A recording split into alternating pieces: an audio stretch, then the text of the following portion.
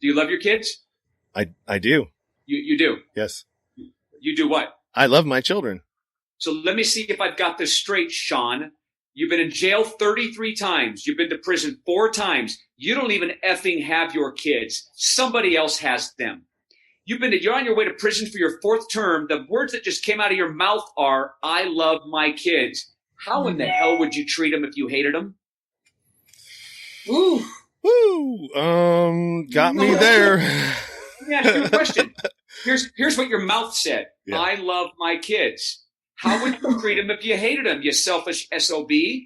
You're in jail on your way to prison for your 4th term. Somebody else is raising your kids because you chose dope, women, and a lifestyle over them.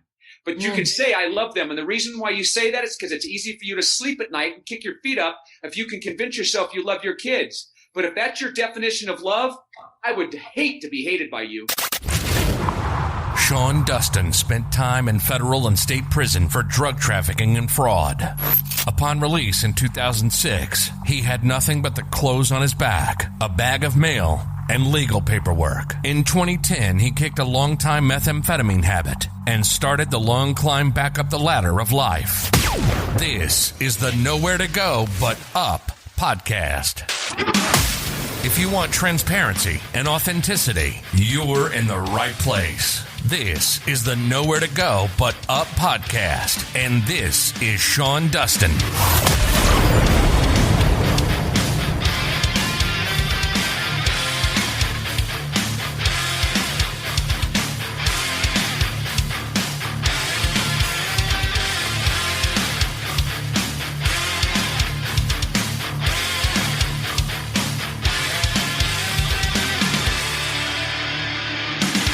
What's up, everybody? Thanks for stopping by the show.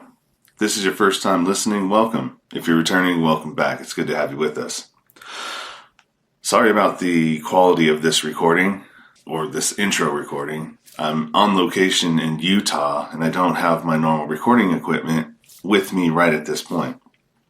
The reason why I'm up here is that after we recorded this episode, David Durocher asked Shaina and I, or actually invited us to come up to Utah to visit the Other Side Academy and kind of see what was going on up here, to see how the therapeutic community that he's built kind of runs, how it works. We got a chance to mingle around and just kind of walk freely through the facility and talk to the students. We went to the thrift store to see how that was run, and how this whole place is funded without any taxpayer money at all, without any grants, without any outside help, really, aside from donations. And it was a really, really, really awesome time. You know, David put us up in a couple of rooms here, Shaina and myself, and we were just able to kind of immerse ourselves in kind of what goes on here. I mean, even participating in one of their, it's called a game night, but basically what it is it's students are broken up into different groups, and they kind of confront each other on their behavior. And we got to sit in and participate in that. And that was pretty cool. It reminded me of when I was 16. I was in a therapeutic community. It was actually considered a group home, but it was a drug treatment center. And I was there for 16 months. It was kind of the same thing. A little bit different, but I mean, the same sort of principle and concept is, peers holding each other accountable for the behaviors that they've, displayed during the week. And it was pretty cool, man. I enjoyed it. I got called out on just sitting there and not saying anything because I was spectating and not really participating. So one of the female students kind of lit me up and put a little fire under my ass, if you could say. I guess that's what you could say. And kind of like, dude, what are you doing here? Why are you not participating? So that was interesting. It kind of took me back to the days when I was in treatment. And really, that's what I was thinking about when I was kind of in there. I was thinking about, back when I was being confronted and the kind of behaviors that I was displaying while I was in treatment. And it just, I don't know, I was just kind of got lost in that. But she woke me up for sure. I can't remember what her name is, but she tore into me pretty good. This is a great interview. I really admire and respect David. He for what he's doing, first of all, and for what he's built out in Utah, Salt Lake City. And if you know somebody out there that's struggling and needs help, can't afford it, is a drug addict, maybe they are in a pretrial phase of the trouble that they've got in, contact David at the Other Side Academy, and I'll leave all that information in the show notes. They really want to help people, and the program is free. It's a 2.5 year commitment, or it's a 2 to 2.5 year commitment. So that's the minimum amount of time you can stay there, but everything is covered. But you've got to want it. You're not going to just show up on the doorstep and go, or call and say, "Hey, I need help. Can I come?" You've got to really want to have the help, because there's a lot of people out there that want help. And if you're not willing to do the work and you're not ready to change, it's a good chance you probably won't get in. But keep trying. That's what he did when he went through his program at Delancey Street years ago. And also the whole thing that spurred this thing off kicked this off was David's TED Talk. And I'll leave that in the comment or in the show notes as well. So, this is a great episode. So let's get to the show.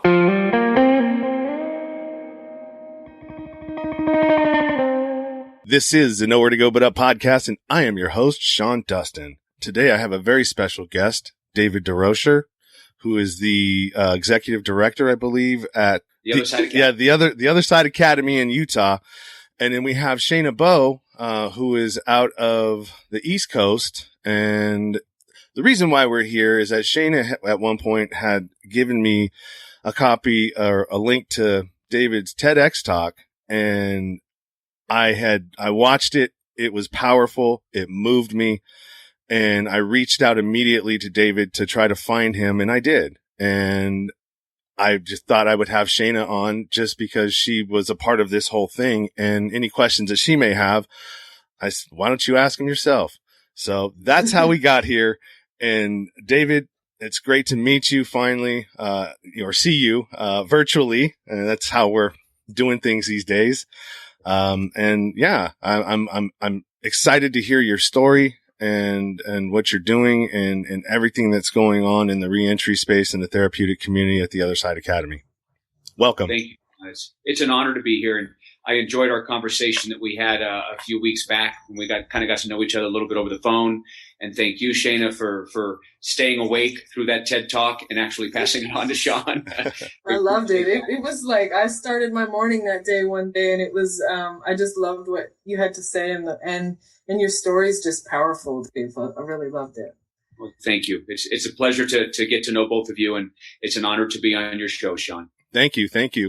We'll go ahead and let you start with your story, and then we'll get into what me and Shaina and how we are involved in the reentry space after that. Okay. So, as I sit now, I'm 53 years old. I'm the executive director at the Other Side Academy, but obviously I haven't always been the executive director at the Other Side Academy. My story began when I was really young. I was about 12 years old. I was the kind of kid that would come home from school and I would steal alcohol out of my dad's booze bottle. And I would have a few drinks and I would replace it with water so that, in my hopes, of course, as a kid, that he wouldn't notice. And it didn't take long before he was coming home from work and he was having a drink or two and not getting the desired effect he was looking for. And he quickly realized I was and he wasn't. As you can imagine, that story, that conversation didn't go well. And I've never really asked him the question when he was mad at me, if he was mad at me because I was getting drunk at 12 or stealing his alcohol. I'm afraid to ask him the question because I think I know the answer. But anyway, that went on for a little while. And, then I started smoking cigarettes and started smoking pot. And between the ages of 13 and 14, I did my first line of cocaine. So it's back in the 80s. Cocaine was expensive. here's a kid trying to navigate his way through junior high school and high school. And when I did my first line of cocaine, it's exactly what I was looking for. It filled that void. It filled all the holes. It made me feel like I was Superman, which was the complete opposite of how I really felt. But that's how I felt when I was high. But could you imagine trying to support a coke habit as a teenager? I literally stole everything you could possibly imagine that wasn't bolted down, and most of that which was. I was the kind of kid that stole. I took my dad's wallet, found this safe combination, broke into the safe, stole cash. I would wait for the neighbors to leave next door. I'd be waiting for the car to pull out of the driveway. I'd jump over the backyard fence into the backyard, and I'd check to see if their doors were open to go in to steal whatever I could. Mm. I stole from my siblings, my parents, my neighbors, anything and everything. Nobody was safe. So my criminal behavior started at a real young age. Of course, I just didn't realize then that I was becoming a criminal. Yeah. Who would at that age? I was the kind of kid, and I'm going to pull it out. It's not a vial. It's chapstick. But I was the kind of kid that would go to high school, literally, and I'd have a vial of cocaine in my pocket. And while the teacher was up at the board, I'd be sitting in the back of the class. And when the teacher wasn't looking, I would just sit there and I'd kind of pour the coke in between my pages, whether it was my math class, English, history, whatever it was. And then when the teacher wasn't looking, I'd take the Bic pen and I'd just pull the Bic pen apart and I'd use the cartridge and I'd just lean down and I'd snort coke in class. I did this all through high school. Now, there's a lot of other things that went on in high school where my parents were trying to get me help, telling me I was a drug addict, sending me to counselors, sending me to therapists, and nothing worked because I didn't have a problem. You did. And somehow, some way, I managed to graduate high school. Now, while I was in high school, I dated a lot of women. At that point, I had long blonde hair and, just a decent looking kid. And I was getting girls pregnant. We were having abortions while I was in high school. And then I had my first child between my junior and senior year. So here's a cocaine addict, literally getting girls pregnant, having a child in high school. I couldn't even take care of myself, let alone have a kid. But anyway, that's a whole nother conversation. Graduated high school. And when I graduated high school, it's still a mystery to me how that happened. I went from cocaine to methamphetamine. And when I did methamphetamine for the first time, that's it. Coke went out the window. I found something that was a little less expensive, lasted a whole lot longer. The come down wasn't as bad. You know the story. Mm-hmm. And I was a meth head, and I was doing meth every day. Now, I never intended to become a drug dealer. That was never my intentions. But what I was doing was just buying a little bit, a 16, sell a couple quarter grams, buy a 16, sell a couple quarter grams, just buy a little, sell a little, just to support my habit. Well, I had no idea that I had an entrepreneurial gene in me. I had no idea. And pretty soon I was buying a little more, selling a little more, buying a little more, selling a little more. And then I realized, Jesus, I can make money doing this. And then I'm buying a lot more. And pretty soon I'm buying quarter pounds, half pounds, pounds, and I'm buying pounds of meth a day and literally making tens of thousands of dollars a month. And as you can imagine, it didn't take long before I started getting arrested. When I got arrested for sales, transportation, loaded firearms, I went to prison. My first prison term was 2 years. I got out for 59 days. Literally the day I got out of prison, I was on my way back. So 2-year prison term, got out. The day I got picked up on the way home, I was already getting loaded, started the whole same process over again, got busted again, went to prison 5-year term. So 2-year term, 5-year term, got out after that 5-year term and stayed out 60 days rather than 59. So at least I'm staying out a little longer. Get busted again, get a 6-year prison term. Get out for 4 months, get busted again, get a 10-year prison term.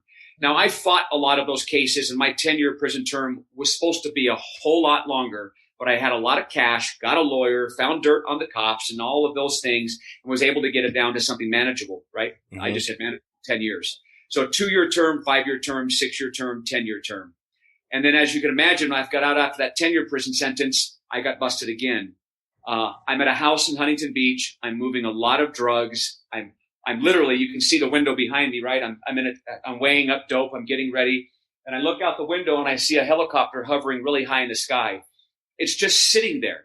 Now, usually you see the helicopters floating around the city, just kind of patrolling the city. This helicopter's super, super high. As I look out the window, it's just sitting there. And a couple hours go by. I'm done doing what I'm doing. I'm getting ready to make some deliveries. The helicopter's still there. And I think, this is odd. This is weird. I wonder if, couldn't be. I leave the house, get in my car, take off. and the cops were everywhere. Now, they made a deal with the girl at the house who had obviously told on me that they wouldn't come into the house to get me, to coerce me to come out, which I was going to do anyway. And there was 4 different agencies: Huntington Beach Police Department, Fountain Valley, Garden Grove, or Costa Mesa, and parole. Took them on a high-speed chase. And the reason why I did that is I'd already done 4 prison terms. I'm in the state of California. I already know if I get busted again, I'm going away for a very, very long time. And I had told many of my friends, if this ever happens again, if I ever get red lighted or ever get pulled over, I'm not stopping. There's just no way, because I know I'm going back to prison. So I take them on a high-speed chase through Huntington Beach. I'm going down Atlantic. I'm trying to get to a bridge in Huntington Beach so I can throw everything out the window. It's going to go down into the water. And if they go down there and find it, they got to prove that's what I threw. That was my train of thought. And, it may have worked, but I never made it to the bridge. As I'm going down Atlantic, going south, and I'm getting ready to make a left-hand turn going down Magnolia and getting ready to make a left on Atlantic, there's a roadblock the cops have kind of set up there, and I had a decision to make. And a lot like I say in the TED Talk, the decision was stop, let them arrest me and go to prison forever, or go through the roadblock and hope they shoot and kill me. And it's literally everything's happening really fast. It's a very chaotic time. And I decide for B. I'm just going to go through the roadblock, use my car as a battering ram. If they shoot and kill me, oh, well, I don't have to go to prison for the rest of my life. And I approached that roadblock and displaced those cars and made the left-hand turn. And they didn't shoot me, but the cop car closest to me did the pit maneuver, which is the pursuit intervention technique, spun me out, up on an embankment, left the car undrivable. And the next thing I know, they're approaching the car with guns drawn. They pull me out and commenced to giving me one of the worst beatings of my life. One of the last things, because I'm in a strip mall, up on the sidewalk, up on the curb, over the sidewalk and into the brush. So there's a lot of people in that parking lot seeing what's going down. And the last thing I remember hearing was, stop, you're going to kill him, because they were beating me senseless. And truth be told, I won't make excuses for the police, but I had it coming. All of my cases were for loaded firearms, large amounts of drugs and cash. Some of those guns had cop killers in it. They knew who I was at that time, and they gave me exactly what I had coming. And when I woke up in jail, I realized that I was probably never going to come home again. And when I went to court the first time, my first offer from the judge was 29 years. That was really sobering. Wow. 2, 5, 6, 10, now 29. Now, over a course of a few months, that 29 years came down to 22. Some of those little ancillary charges had fallen off, but the judge was steadfast. He was emphatic. Durocher, your deal is 22 years. There is no other offer on the table. You're going to prison for the rest of your life.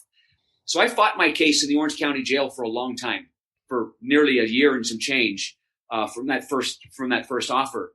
And I was trying to get it down to something manageable, like 15 years. 2, 5, 6, 10, 15 to me was manageable. And thankfully, they never gave me that offer, because had they, I wouldn't be sitting here today. Lord only knows where my life would have ended up. But that judge said no, and he said no for a long time. And then, because I wasn't really busy in my cell at night, one evening, I just decided to write that judge a letter. And I wrote him 4 pages front and back, explaining my life story and saying, Your Honor, what do you have to lose?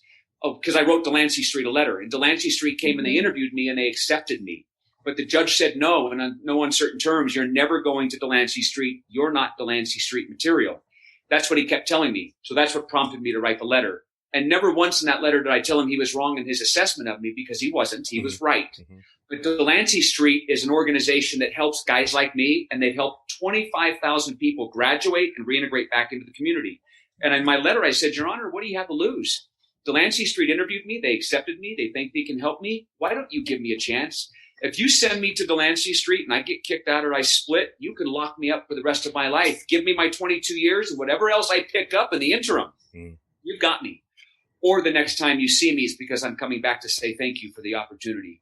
And about 6 weeks later, when I went to court in California, you're in California. Yeah. It's a little different. You're in a cage, like a phone booth, but a metal cage, ankle irons, waist irons, handcuffs.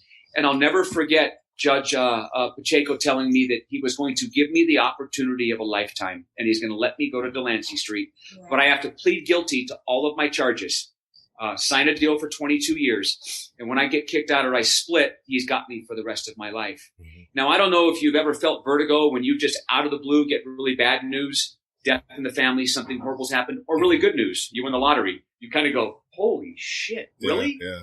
here I am, going to court countless times, looking at the rest of my life in prison. And the judge just said he's going to let me out to go to Delancey Street. I was completely, I didn't even know what to think. I'm like, holy cow. For the last year and some change, I've been fighting my case, and I was looking to go into prison forever. And in the next few hours or whatever, however long it takes to get released, I'm getting out of jail. And I don't usually tell this part of the story too often, but it took them all night long to release me. That next morning, my mom and dad, when I got back from court, told them they lived in Vegas. They drove all the way to Southern California to make sure I got from jail to Delancey Street. When I got out of jail, there was a girl there waiting for me, but not the one I was anticipating. I jumped in her car, went across the street, read Bible verses in the parking lot, right? Okay. Mm-hmm. You're on the same page? Yeah. And had her drop me back off over at the front of the jail. And that's where my girlfriend at the time actually picked me up and we took off. Hours went by and I started to feel bad about my decision. And I knew if I didn't go to Delancey Street, I was never going to make it. I called my mom, and I will never forget this phone call. It's tattooed on my brain. I could barely understand her. She was in hysterics. She was screaming at me on the phone, saying things I've never heard my mom say to me before. And she said, you've got 15 minutes to get your blank, blank, blank, blank, blank Southern exposure to your dad and I, or we're leaving. And I told Jennifer to drive me back because they were right across the street. I was in Orange County Jail at Theo Lacey. They were across the street at the block. There was a hotel there. And I got there in time. My mom and dad took me to Delancey Street. But I was this close to making another really bad decision and never making it to Delancey Street.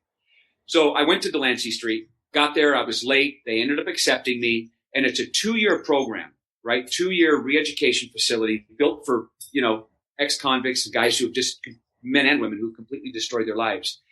I ended up staying in Delancey Street for 8.5 years.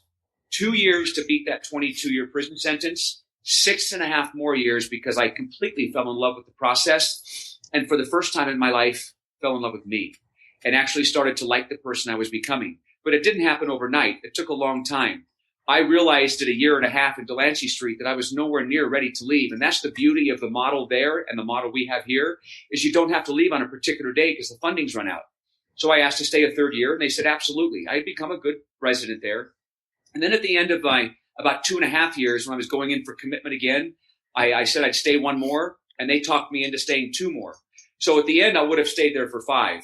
But not long after that commitment, Mimi Silbert, the president of Delancey Street, came down to the facility. She's up in San Francisco at headquarters, and I had no idea. She asked to have a meeting with me. We had a meeting, and she says, Dave, how much longer will you stay? I said, I don't know, Mimi, a little while longer. She says, that's not what I'm asking you.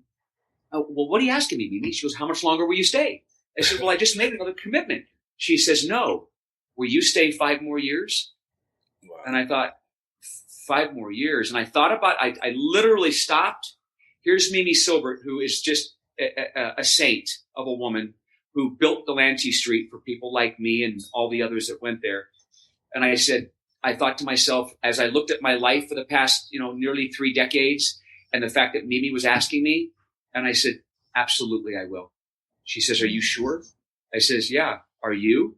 Now, I had no idea at the time she had plans. I had no idea why she was asking me other than, I had become a kind of a strength there. Mm-hmm. But not long after that, she gave me the opportunity to run the entire Los Angeles facility. 200 to 250 residents at any given time. 15 vocational training schools that generated all the revenue because Delancey Street doesn't take any money from the government. Here's a guy that had been a drug addict for 27 years, spent most of his adult life in and out of institutions. And Mimi just said, you're now running the LA facility. I said, I have no idea how to do that. She said, figure it out. So it didn't take long. And I figured it out because I had already been working on it for, 3.5 years that I was there. And it was the best decision I ever made, not just in going, but in staying for a long time and managing that facility because it taught me things that otherwise I never would have learned. I had no idea where my life was going. I was a guy that didn't have any real skills. I'm not a barber. I'm not a culinary artist. I'm not a mechanic. I wasted my life up until this point. What I learned was my skills I honed there were people skills, helping people like me get from where I was to where I'd gotten, being able to connect with other human beings that suffered from the same things I suffered with and pulling them through that process became my new passion. It literally became my new drug. It was free and there was no come down. And nothing in the world ever made me feel as good as helping another human being. Nothing ever made me feel that good. And I get teared up when I think about it, because now today my life is about getting up in the morning is how can I make a difference in people's lives, and going to bed at night wondering what could I have done differently? Who could I have helped more? Just making my life about other people is the complete opposite of what I used to do. So after about 8.5 years, I left Delancey Street, graduated, got a job in Southern California doing underground pipeline construction. I was fortunate enough to get my Class A license, my commercial license, while I was at Delancey Street. So I'm hauling heavy equipment. I'm making more money legally than I had ever made before, because I was out of the workforce since the 80s, literally. Mm-hmm. Worked there for a while. Then I get an opportunity to go up into the oil fields in the Bakken in North Dakota. Oh. Now, I don't know if you know anything about the Bakken, but it's what we call the Wild, Wild West. When I say stupid money, here's a guy that had been out of the workforce since the 80s, goes up to the oil fields, and I'm making between $10,000 and $15,000 a month. Wow. I'm working every single day. And if you go to the oil fields and you've got a commercial license and you're a hot oiler, that's what I was doing. The money is through the roof. So I took advantage of that. And I was literally making more money legally than I'd ever made. And I was putting it in the bank, and I was having an affair with my checkbook. Literally just looking at my checkbook going, wow, this is great. Just putting money away. But it gave me the opportunity to build a financial foundation so I could start making some other decisions. But I learned two things. I learned, number one, that making money was fun, making it legally, because the cops couldn't take it from me again. Mm-hmm. But the second thing was I missed the people part. So making money was fun, but saving lives was rewarding. And I enjoyed what I was doing in Delancey Street for free more than I did the work up in the Bakken. Now, I loved going to work every day, but I hated my job. Mm-hmm. It was a meaningless, endless job, but I was making good money. So it served a purpose. I came back to Southern California, went back to work for Berkshire Construction, started doing some presentations at a bunch of different programs around Los Angeles, just speaking to the residents there. And then through a very serendipitous chain of events, Charlotte Baker, who had been in Delancey Street for 38 years, graduated a few years before I did. She did her whole stay up in San Francisco, actually helped Mimi run the facility, called me, and she says, Dave, there's a couple of guys in Utah that want to start a replication of Delancey Street. And I said, I'm on my phone. I'm like, really? You know what I mean? Because I know what it takes to do this. Yeah. She says, listen, I'm going to go up and meet them this Friday. If they're serious, is this something you'd be interested in? I said, Charlotte, if they're not crazy, of course it's something I'd be interested in, but they've got to be crazy if they want to do something like this. Who are they? She says, I'll just let me go up there and consult for the day. I'll call you Saturday. She went up and she consulted with them on Friday. She called me Saturday morning and she says, Dave, they're dead serious. I go, really? She says, these are the right guys. And it was Joseph Grenny, who's a New York Times best-selling author of 4 books, Crucial Accountability, Crucial Conversations, Change Anything, and The Influencer. Mm-hmm. Now, I say The Influencer with emphasis because The Influencer is a book that he wrote about 17 years ago, and there's a chapter in that book, The Influencer, that features Mimi Silver. Think about that connection. Yeah. He went and interviewed her many years ago when he was writing his books about people in the world that are influencing major change. Mimi was in the criminal field, in the criminal space. So she came back and she says, they're dead serious. And I told him, well, I know one person who can help you do this. Do you want to meet them? And I said, absolutely. Joseph and Tim Stay, our CEO, flew to Los Angeles. We met at LA Live at Fleming's restaurant. And we sat down for dinner and I said, don't you dare ask me a question. Who in the hell are you? What is the genesis of thought behind this? What makes you think you can? And I might have used a few other words that I won't use now, but who are you? And why would you want to? You do-gooders, right? Mm-hmm, mm-hmm. And by the time they both got done telling me their story, I knew I was in the presence of great men. A couple hours later, when they're done, I'm done. They said, will you help us get this started? Are you willing to come to Utah? I says, I'll go to the moon if you don't quit in 6 months when it gets hard. A week or two later, I'm in Utah. We're looking for properties. We find the mansion here at 7th East and 1st South. It's the first property we look at. We look at a dozen more, circle back to this one, and buy both of these properties. Now, we started the Other Side Academy just over 5 years ago. We have 95 current students living on property. We own the property on the corner, the one to the north of it, so one to the north of that. We own both apartment complexes across the street, which are quite large apartment complexes, and we, a year ago, bought the assisted living center next door. So inside of 5 years, we have 6 properties here. We're the crown jewel of Salt Lake. We have opened up Site 2 in Denver. We have a couple of properties now in Denver. We have 30 students there. And some things that really make the Other Side Academy unique. Number one, we're a minimum 2.5 years long, residential. We're completely free. We take no money from the government, city, county, state, federal government, rich mommy and daddy, Medicaid, insurance. When I say nothing, I mean nothing. So people, when I tell them that, they always go, wait a second, you're residential, you're long, really long, and you take no money from the government. Well, then how the hell do you do it? Simple. We own our own social enterprises. Our moving company in Salt Lake City is the #1 rated moving company in the entire state of Utah. When you get a chance, go online, look up the Other Side Movers. There's hundreds and hundreds and hundreds of 5-star reviews. You'll be late to your next podcast, I promise you.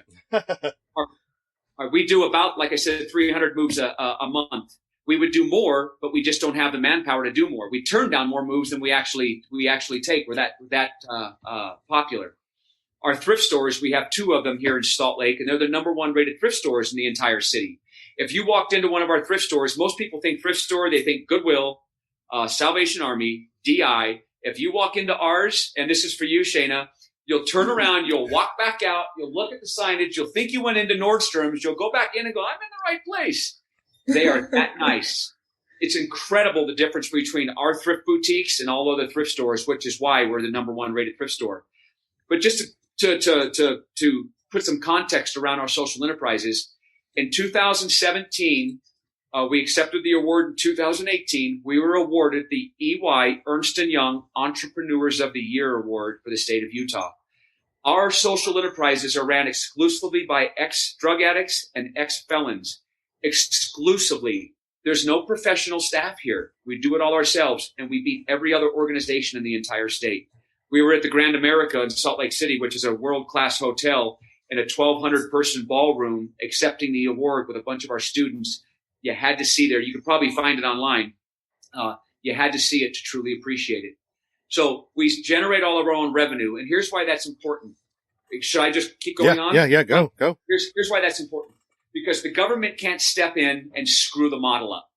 They can't go 2 years. Now, if we were taking government money, if a 30, 60, or 90-day model costs $50,000, who's paying for that? City, county, state, Medicaid, some government agencies paying for it. So they dictate how you do it. Most of your 30, 60, 90-day models can boast a 3 to 5% success rate. It's pathetic, literally pathetic. But we continue to do it, and we're killing more people than we're helping. Because the first thing they ask Dave Durocher when he gets there is, Dave, are you a drug addict? Uh-huh. Well, how much money do you have? I don't have any. Go die. Now, they don't say those words, but they say we can't help you because there's no money involved. The transaction can't be made. Now, if I look at mom and dad who are sitting on both sides of me who have already mortgaged their home 2 times over, and I say, Mom, Dad, I really need the help. And they're like, we have nothing left but $1,600 to our name. Here you go, drug program. And they go, $1,600? Here's 4 penicillin. Hope that works. I mean, it's maddening. Yeah. These models are built around a funding model rather than a helping model. Then if I'm lucky enough to get in, on day 29, they come tell me, Dave, pack your bags. It's time to go. But I'm not ready. Pack your bags. It's time to go. But I'm not ready. I've been doing meth for a year. I've been asleep for 2 weeks. I've been programming for 15 days. What do you mean tomorrow's my last day? I'm going to reoffend and go use again. Pack your bags. It's time to go. And why do we do that? The funding's run out. Yeah. The funding, no funding. These models are built around a funding model. And we've been doing this in this decade, in this country for decades. When I say we're killing more people than we're helping, we are, because we set them up for failure. They leave, and if they're heroin addicts, they go use again after being clean for 30 days, and they die. At the Other Side Academy, you can stay as long as you need to. No one's ready on day 30. No one's ready on day 60. No one's ready on day 90. We're 2 years residential. We'll call it 730 days. None of my students are ready on day 730.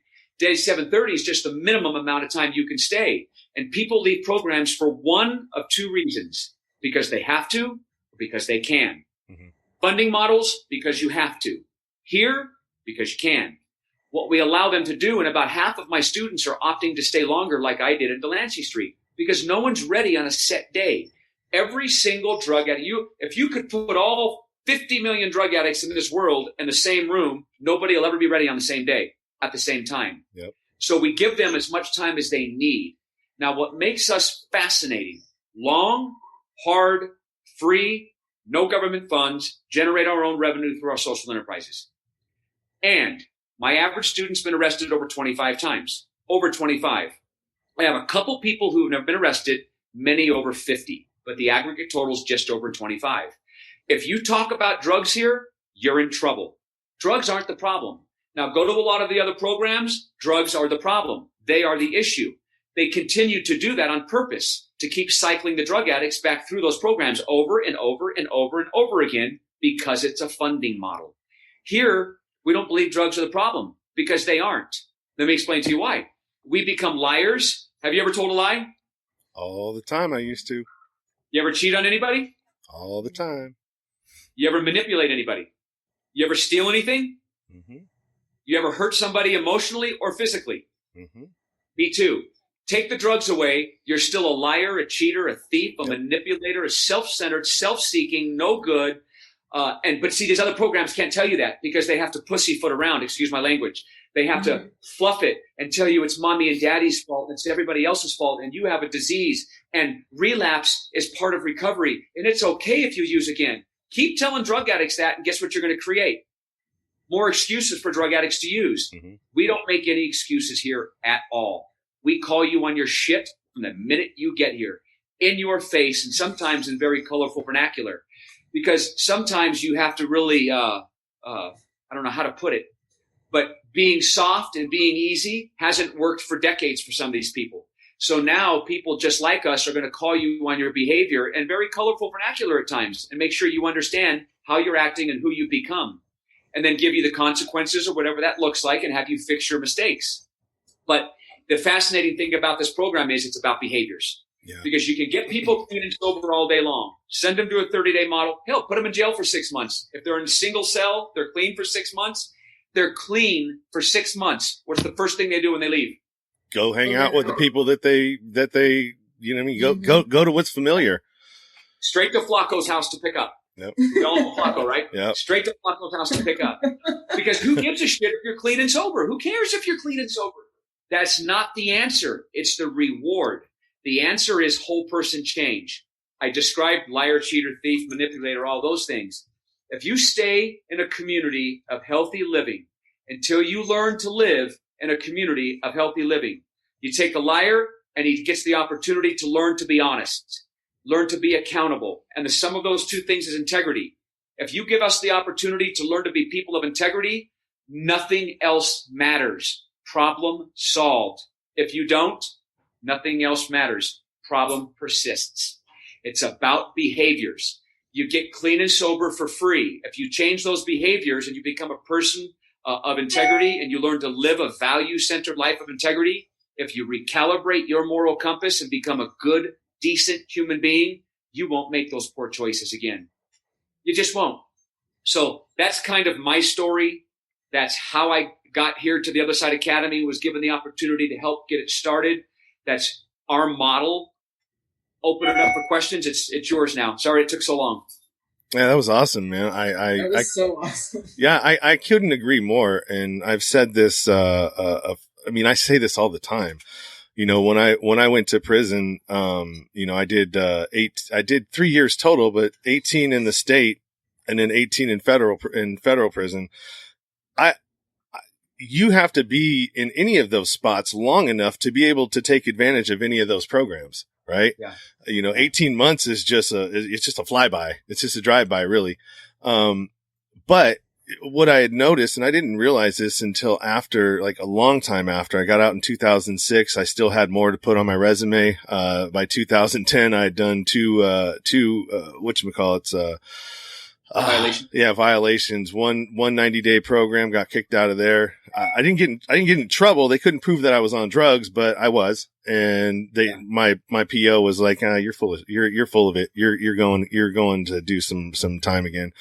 Yeah. And I did another 90 days. And, what I'd realized is that, I was clean and the outside was great, but I never worked on the inside. I never worked on my behaviors. You know, we as criminals and drug addicts, we have learned behaviors that help us survive in that world. When you go to prison, you have to still use that what you learned to survive in prison now. And when you don't address it when you're inside, it inevitably is going to come back out sometime. You know, so you said, you take away the substances and all the other stuff, but you still have all of the bad things that come along with it, the behaviors, the lying, the cheating, the stealing, the emotional, the abuse, the manipulation. All of that stuff is still running rampant through, you know, what you're projecting to the people and everything around you. Yeah. So, I mean, I couldn't agree more. Shaina, why don't you go ahead and explain, where you fit in here in this situation? You know, what you do, what we're a part of, and, what we're doing. Sure.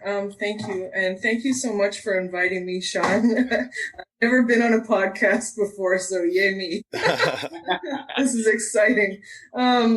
So I work in the work, but on a different phase of it. And I have some questions for you, Dave. I'm an investigator at the Federal Public Defender's Office, and most of my work goes in pretrial. And of course, most of my clients end up pleading guilty. It's just the unfortunate statistic. But there are cases that I get where I can put together a mitigation package, whether that's a sentencing video, whether that's a reentry sort of an option, or a mitigation package such that we can try to ask for a misdemeanor or pretrial diversion. And pretrial diversion in the federal system almost never happens. Almost never. I can count on one hand the times I've seen the offer and maybe one time that it's actually been accepted.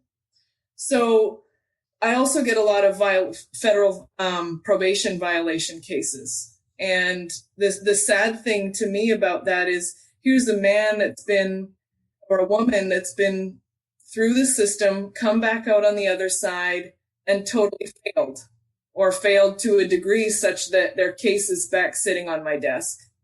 The big question is of course, why?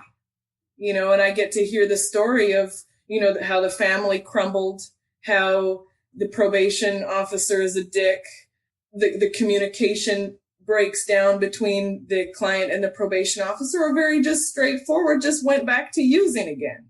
Yeah. You know, simple, like, man, I'm so stressed out. I smoked a bit of weed. It's really no big deal, right? Or something harder. But so I also have, my child's father has been cycling in and out of the county jail since I met him for alcoholism, basically. You know, I've watched him struggle, and I just always encourage him, but he just hasn't got out of his victim and mentality, and the mentality of like what his responsibility is in his circumstances and behavior. And I'm just hopeful that day will come. So in this whole the work that I do day to day, and my connection to the system through my child's father, my ex-husband served 3 years in a Cuban prison. I've been around, like, I've had these close relationships with men that have some criminal behavior that's part of their life. So just, I understand closely that mentality. And I was just sitting here one day looking at my backyard thinking, I want to turn my backyard into this oasis of tree houses, and for people coming out of prison, and make an urban garden and just make it this beautiful healing center. And then I got really excited about this vision. And I thought, I don't know how to do that. You know, it's just this dream. So I started this group on Facebook called Reentry Projects Mastermind, with the intention of just connecting with people that are passionate about creating change and helping people to heal themselves. And, you know, I met Sean and, you know, I do regular posts on, I keep it really positive, or that's my intent, to like, what are the solutions? What's working? Not, you know, there's tons and tons of Facebook groups about prison sucks, prison's horrible, they're not feeding them, they're doing this, and right. Stop going. Yeah. Stop going.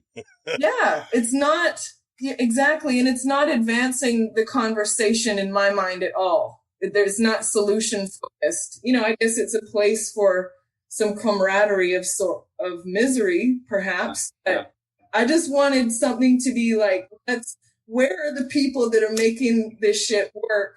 And let's all get together. So here we are, and we're really working on. And I'd love to pick your brain on what's your ideas, Dave, on coming together as a sort of alliance of these solution-driven people and organizations to spread this out like you're doing from Los Angeles, San Francisco to Utah to Denver. Like, let's make this spread. This needs to be the first thing we need to do, we're getting away. This country is getting away from the accountability component. We make excuses for everybody. And, I don't want to get into politics and all of that, but I'm telling you, the problem that we have today is we do not hold people accountable. We have now, ironically, you're an federal investigator. I've got about 6 or 7 students here now from the federal system. A couple of years ago, I was able to get in, and we've gotten some of them sentenced here. And it's more difficult in the federal. You know that already. You've got the mandatory minimums and all these things. But I was able to get some of them here, and they're doing exceptionally well. A couple of them are already graduates doing extremely well. So I'd like to further our conversation. Were you able to get them pre-trial, and make it a sort of alternative sentencing option? Oh, wow. Yep. I've got I'd have to go down my my population sheet, 4 or 5 of them still here currently, and a few of them are now graduates doing extremely well. They all came out of the federal system. And that was a real, feather in the cap, being able to get in and do that. Now, there's just as many, if not more, that we weren't able to get. But if you get one, you won. You get as many as we have, that grand slam on steroids. So I would love to have another conversation with you, maybe another time, about what you could do to maybe get some of these people. You've got the videos, you've got the Other Side Academy. Is how do we get some of the people you're dealing with that you think would benefit from a program like this? Because in the federal system, and I want to get back to Sean's thing about programs in jail or prison. Listen, they don't work. I'm going to tell you why they don't work very well at all. Because in order for you to truly change who you are as a person, you have to learn to set boundaries, and you have to be accountable. We call it 200% accountability, which means I'm 100% accountable for me, and I'm 100% accountable for Sean. If I see Sean do something wrong, I call him on it and I say something. That's how we keep TOSA, the Other Side Academy, so clean. We've been here for over 5 years and have never had a single incident of a dirty drug test given to adult parole and probation. There's never been drugs in the facility because we are 200% accountable. So now let's go to jail and prison, to the programs in there. You can go to the program, you can get out of your cell, you can pass kites back and forth, you can exchange all those things, and that's usually why people go, so they can get out of their cell.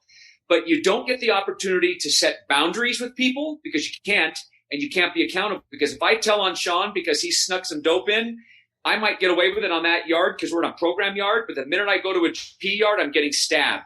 So you can't be 200% accountable. And that's something we have to learn to do. So very seldom do you find a program inside a jail or prison that allows you to be accountable, set boundaries, be honest, be open, be transparent. And that's the balm for our wounds. If we don't pick those things up, we're going to fail again. We have to. And there's such safety in that too, Dave, like to be able to do that openly and honestly. Sounds like it would be. That's how human beings connect. If I know that Sean's doing something wrong, if I don't give a shit about him and I see him over in the corner speaking and whispering with some girl and I just turned a blind eye, that's the shit we did on the street. I'm allowing him to come to a program and practice the same behavior that brought him here, and I turn a blind eye because I don't want to say anything. That's me just being a selfish, no good SOB.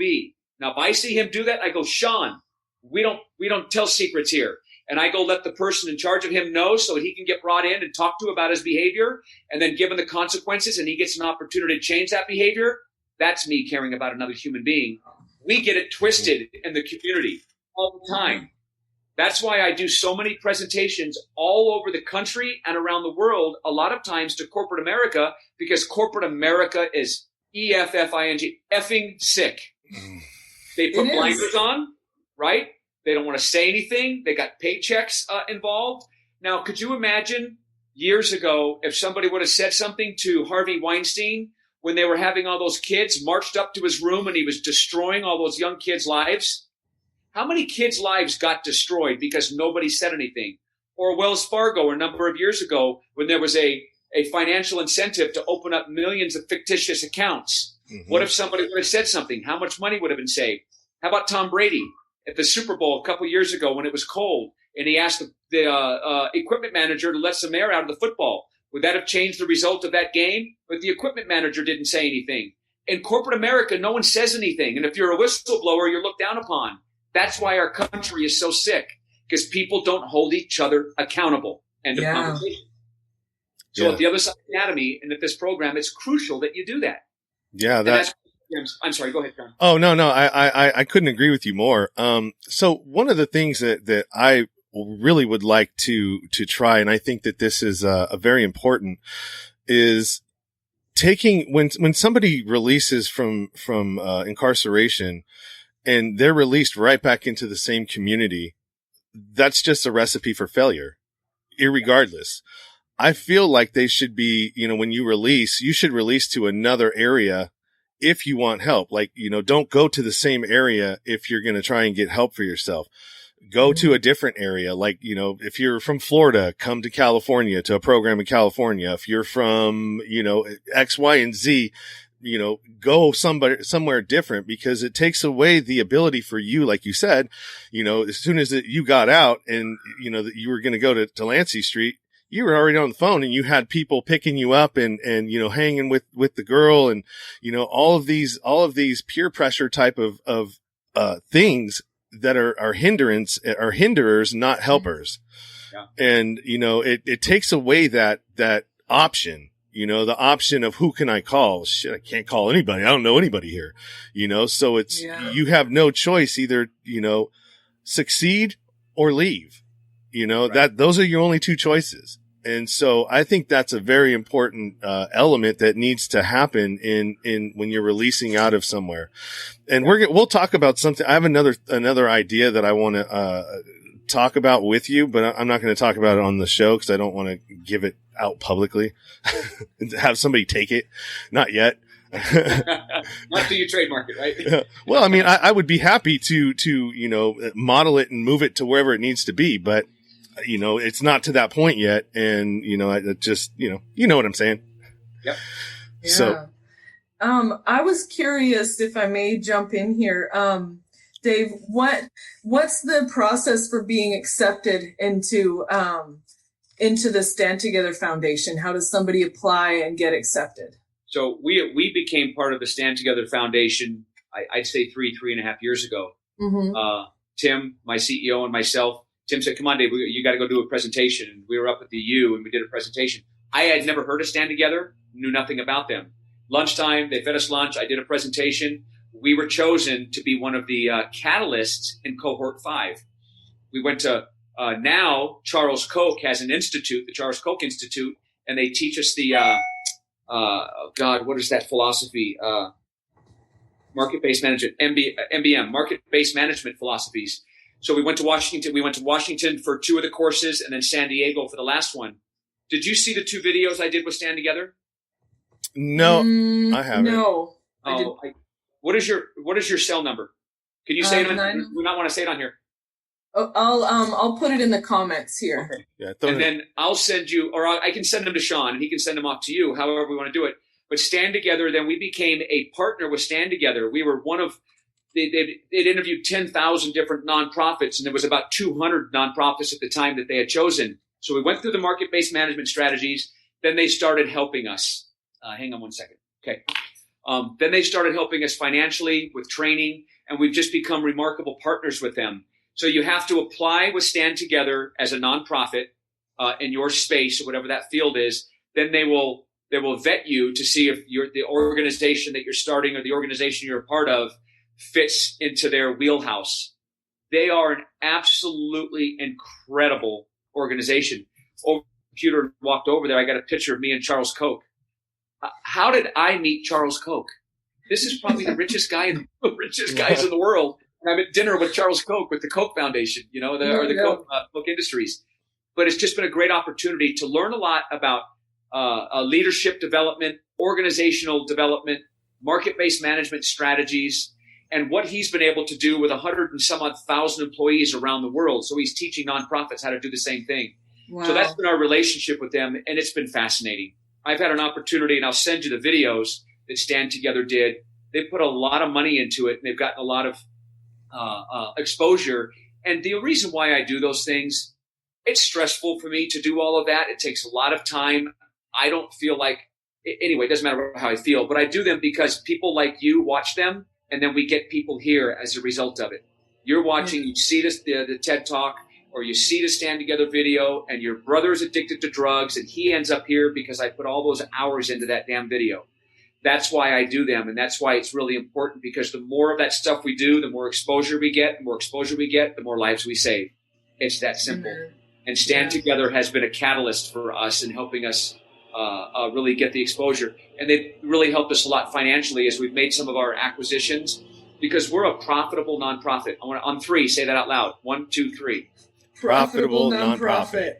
It almost sounds like a bad word, right? Because you never hear anybody say that. When was the last time you heard a nonprofit say profitable nonprofit? We were profitable in month 17, covering all of our operational costs.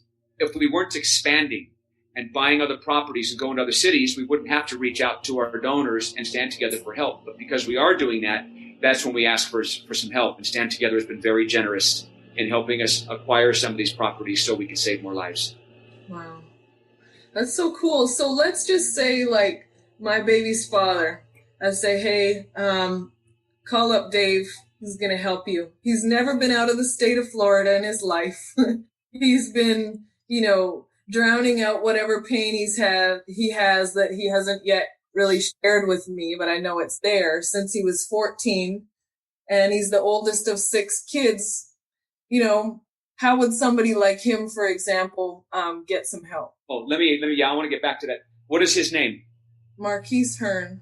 If he called me and said, Dave, I went online, I looked at the videos, I see the Other Side Academy, it's a model I'm interested in, I would interview him over the phone. If we accept him, we have to get him here. I have actually put up my own money to get people on a bus from across the country and get them here. If I would can send him there. Huh? I would send him there. Now, there's 2 ways you can come to us. Mm-hmm. At the Other Side Academy, we're open 24/7. You can walk through our front door, take a seat on our bench. We will interview you. If we accept you, you start that day. You need nothing. No money, no clothes. Hopefully you have some on when you come to us. But no money, no clothes, no insurance, nothing. Or the vast majority of people write us a letter from the county jail pre-sentence, like I did Delancey Street. We go to all the county jails. We do the interview because you wrote us a letter explaining your situation, asking for help, because you have to take control of that. You need to say, hi, I'm John Doe, or I'm Marquise Hearn. I'm in jail. I want an interview. My life's a mess. Would you please come interview me? And if we do, you get a letter of acceptance that you can take to your judge, prosecutor, and public defender, and then they can sentence you here in lieu of 22 years like they did me, depending on what the sentence is. Those are the 2 ways you can come to us. But let me tell you something. I'm going to share some insight with you that I don't usually do, but I'm going to because I like both of you. The interview is a little bit different than it's not just, name, address, drug of choice, how long you've been using. Okay, cool. We'll get back with you. It isn't like, It's like, Sean, did you write us a letter? Yes. Why? Because I have a problem and I need help. What's your problem? I'm a meth addict, and I've been using drugs for 18 years, and and my life is unmanageable, and I can't go on anymore. Well, that much is probably true, but I'm going to probably use some language during the interview that I can't right here on this podcast, but I'm going to start talking to you about your behaviors. And then I might even get to a point. Do you have kids, Sean? Yeah, I have a daughter. So let's just say I'm doing the interview with you right now. Sean, do you have a child? Do you have children? Yes, I do. I have a daughter that I lost my parental rights to when I was out there doing my deal. And then I have one that's 3 years old currently. Do you love your kids? I do. You do? Yes. You do what? I love my children. So let me see if I've got this straight, Sean. You've been in jail 33 times. You've been to prison 4 times. You don't even effing have your kids. Somebody else has them. You're on your way to prison for your 4th term. The words that just came out of your mouth are, I love my kids. How in the hell would you treat them if you hated them? Ooh. Woo. Got me there. Let me ask you a question. Here's what your mouth said. Yeah. I love my kids. How would you treat them if you hated them, you selfish SOB? You're in jail on your way to prison for your 4th term. Somebody else is raising your kids because you chose dope, women, and a lifestyle over them. But you can say, I love them. And the reason why you say that is because it's easy for you to sleep at night and kick your feet up if you can convince yourself you love your kids. But if that's your definition of love, I would hate to be hated by you. You don't even know what the word means. Now, sometimes people will tell me in the interview that I'm crazy. And they might be right, but that's not a conversation you get to have with me because I'm interviewing you. Mm-hmm. And sometimes they'll go, no way, I'm Father of the Year. Okay, Sean, Father of the Year. I'll ask them, you have your kids come visit you in jail? And sometimes they'll go, yeah. You bring your kids to jail. Yes. You subject them to jail. You selfish. You bring your kids to jail. They've got to go through that process with the cops and get lose their dignity, and the mother has to bring them. You bring them here. Then they see you through the glass. Then you're smiling and they're crying and you're laughing. And then they go to school on Monday and they tell their friends how cool their daddy is. Where the hell do they end up in 10 years? Same place. Who taught it to them? Me. I thought you loved them. Well, I guess I love myself more and didn't even know it. It's because the reason why we do that is because it makes us feel good. Look, everybody, F trophies. Mm-hmm. Look, and we use them. And then on the way out of that visit, when the kids come visit you, you tell baby's mama, oh, by the way, don't forget to put the money on my books on your way out. Mm-hmm. Mm-hmm. We use the kids as chess pieces. Yep. 100% of the time. We don't even know what the word love means. Let me give you another example. And I'll have this conversation in an interview. This is a syringe. Can you see it? Mm-hmm. It's a pen. Yeah. But all of us have been in relationships with people that were using drugs with us, right? Or we're in a relationship with someone who isn't. But let's say, Sean, that you're dating somebody, you're using, she's using. Here's the outfit. We put it in our arm. We get loaded. Then we hand it to her and we go, here you go, honey. I love you. Mm-hmm. How many times have we done that? We're doing things that can kill each other and then saying, I love you. Drug addicts don't even know what the word means. Yeah, they have no idea, but we use that word. It's the most overused word in the English dictionary. Homeboys in prison are clapping hands. I love you, homie. Love you, homie. And then we put a razor blade in their hand and go cut that guy. Love you, homie. We don't even know what the word means. Yeah. You're right. You're right. Because if you're doing drugs and you're committing crimes and you're going to jail and you're going to prison, you don't love you. And if you don't love you, how in the hell are you going to love somebody else? Yeah. Yep. Get over it. So those are the things we teach you at the Other Side Academy. And that's part of the interview process. We're not easy on you on the interview process. We don't sugarcoat anything. If you can't take the raw truth, if we can't punch you in the gut a few times to see if you can own who you are and who you've been, if you can't do that, you'll never become the 2.0 version. If you can't admit that you're all of those things, then there's nothing to change. Yeah. Yeah. No, you're right. You're right. And that's, when I went to, Thunder Road when I was 16, that was in Oakland, and it was same sort of thing, but it was a live-in treatment center. They had a hospital side that the rich parents would send their kids to. And then you'd have the, court side where you get sentenced there for long periods of time. And, that's where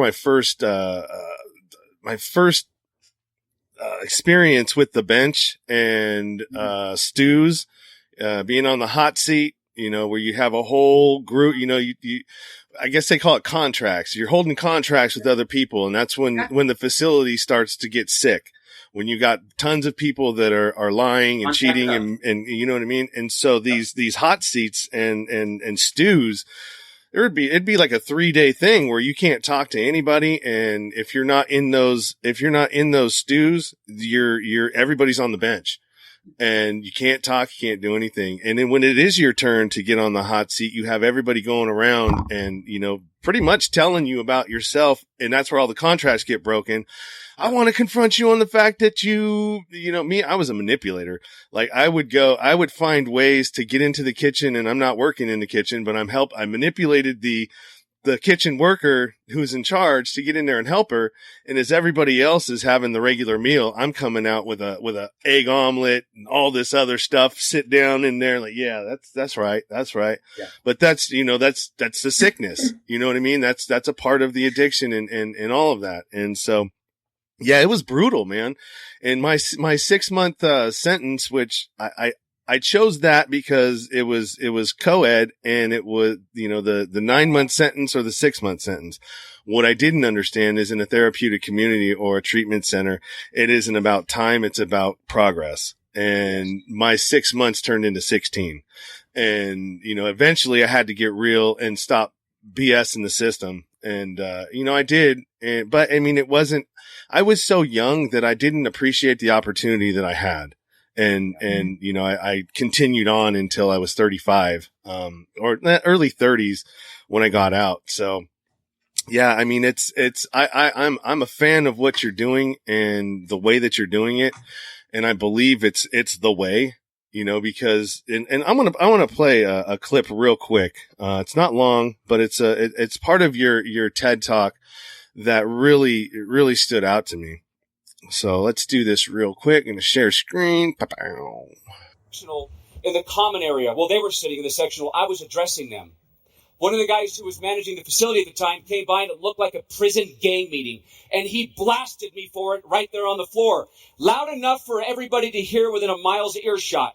He absolutely embarrassed me and he humiliated me because he was right.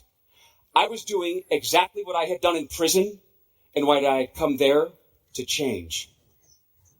No counselor could have told me that. I wouldn't have listened.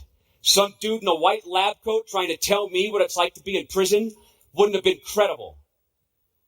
But when somebody just like me, who's been there and done that, gives it to me raw and uncut until I hear it and own it, that works. That brings me back to the point I want to make today. There is a way to help guys like me, but it is not in trying to fix them. It is in inspiring them to fix themselves. Believe me when I tell you, it works. All we need is more therapeutic communities like Delancey Street or the Other Side Academy. That's powerful, man. Mm-hmm. And that's the truth. And I believe we had that same conversation when we talked the last time. And it really is. It takes people that have gone through it to help others get through it. And we can talk about all the problems of the court and the jails and the prisons and how they don't work. But the bottom line is it's going to take people like me, like you, that have been through there, and other people to take the reins and start mentoring people and start stepping up and helping where we can. And, that's where I'm at. And, I'm getting closer and closer and closer through this podcast to reaching out to people and getting information and talking to other people and making connections here, making connections there. And at some point, it's going to take me where I need to be in doing what I need to do to help others and stop this, man. It's crazy how many people are locked in prisons, and the statistics are staggering, man. Yeah. Yeah. And I think, like, on that note of, peers helping peers, it takes the burden off of the family a little bit, because here in my situation, I got this letter over the weekend. It's like, you need to do this so I can get better. And it's all your fault. You didn't let me stay there indefinitely. So I'm here because of you. I was like, okay, and I showed him the letter back I sent him a letter like, look what you just wrote me. I'm raising our child by myself. If you're going to keep with that mentality, there is no help I can give you. I would just be enabling you if you were to come here and live in this home that I've sacrificed for. Yep. No, so it's going to take family, like y'all teaching families that they cannot be the fix. They aren't the fix for their loved one. Yep. And me in my work too. I met this mother who picked up her son after he'd been in a federal prison for 10 years, and not just one federal prison. He had tried to take his life in a federal prison over, I'm at the third one that I found in his records, or he's crying for his mother because they keep transferring him and he keeps going through the initiation at each prison that he's taken to. Yeah. And he's not that guy. He's like, I'd rather die than somebody else try to disrespect me and try to kill me. He goes home on a Greyhound bus, meets his mother at the station. His kids are now teenagers. They were little children in elementary school when he went in. His wife has fallen apart into a crack addiction. Mm-hmm. They've been raised by extended family members all over the state of Florida. They don't know what it is to have a father. Yep. But he wants to be one. And instead of focusing on himself, the first thing he did when he got to his mother's house was figure out where his 4 children were and get the girls up there with him so that he could be a father. Before he ever had the opportunity to learn to stand on his own 2 feet. Exactly. Worst thing. And of course, I have his case back on my desk. And I'm only at the tip of the iceberg of the insane amount of trauma that this young man who's my age has been through. He's at a federal medical facility right now, get competency restored. He ain't incompetent. He's sick. He's incredibly traumatized, and his only form of protest is his own silence. Yeah. When I talk to him about his own empowerment, he still won't talk to me, but he'll nod and he'll communicate with me through nonverbal signals. I've just self-disclosed with him enough that I've been able to connect with him so that he believes me and knows that I care. And he can see that we have some common ground, even though we come from incredibly different backgrounds. This guy right here, out of all the cases I've had, means so much to me that he is empowered in some way and gets his life back. He is alive for some kind of reason, y'all. I'm getting goosebumps talking about it. He is alive for some kind of reason. And this man needs options more than anyone, and needs empowerment and needs love more than anyone I've ever seen in my life. I'd love to be able to help him if he's willing to try. I pray that he is. One of the things that I've been saying for a while now is that, the number one public safety issue is untreated trauma, because everything that spins out after that is what we see in our streets. We see it in our prisons. We see it everywhere. And it's just symptoms of sick people that have traumas that they've never dealt with. And, from hypersexuality, which is, causes more, pregnancies, unwanted pregnancies, more kids into the system. You've got, everything that spurs off of that. And we're looking at this whole thing the wrong way, as far as public safety goes. So. Yeah, I agree. So I don't know. I think that's a good point to end it on. We're at 107, plus I'm going to keep you for a little bit after this to talk to you for a second. Is there anything that, you guys want to end with or put out there before we close? David?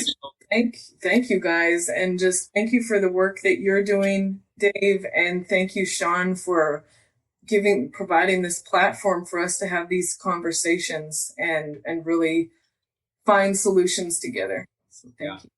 I hope going forward, Shaina, that there are people in your caseload that you can help get to the Other Side Academy, and let's see if we can, save some lives. I think it's not too often that you run across a federal prosecutor or anybody in your space that has the heart that you do to try to help people like us become better. So kudos to you. It says a lot about who you are and a lot about your character. It's a pleasure to meet you. I'm glad that we did. And Sean, with your story and what you're doing today, you're going to make a difference. You already have, I'm sure, over the years that you've been out and all the people you've talked to and getting your podcast started and branching out. And you probably helped more people than you could ever even imagine just doing exactly what you're doing right now.